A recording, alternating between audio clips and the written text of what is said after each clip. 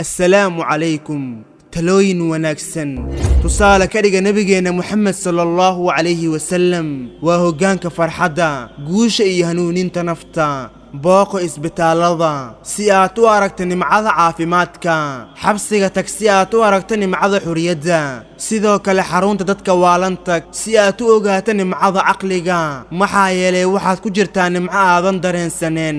alla uga mahadnaq nimcada diinta caqliga caafimaadka asturida araga iyo maqalka ubadka iyo hantidaba ogow in dikriga alle qalbiga ku xasilo dambigana lagu dhaafo ilaahayna raali ku noqdo dhibaatadana lagu qaado qofna mahadsanid ha ka sugin alle abaalmarintiisa kaaga fiican iska jir dambiga waa isha murugada iyo abaalmarinta dhibaatooyinka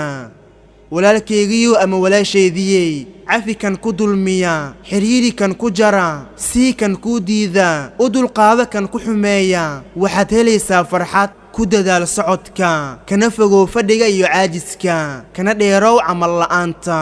ha xanaaqin xanaaqu farxaduu buriyaa dabeecaduna wuu beddelaa noloshuna wuu xumeeyaa jaceylkuna wuu jaraa la noolow qur'aanka xifdinta iyo dhegaysigaba waa daawada murugade yay ku saameen aflagaadada iyo hadalka xun ee lagugu yidhaahdo ogow inuu qofka yidhi dhibayo laakiin maya adiga naftaada saacad la keli noqo oo danahaaga ka fiirso noloshaada eeg aakhiradaada ka fikir adduunkaagana ku hagaajiso iska jir ereyga hadhow iyo dib u dhigidda howlaha tani waa bilowga guuldaradaada go'aan ha qaadan ilaa aad dhinac walba ka eegto kadibna kala tasha cid aad ku kalsoon tahay haddaad ku guulaysato waa sidii la rabay haddii kalena ha murugoon calaamadaha doqonka waxaa ka mida in waqti la lumiyo cadow la samaysto alla kacabsi dib loo dhigo waalid la caasiyo iyo sir la fidiyo haddaba iska ilaali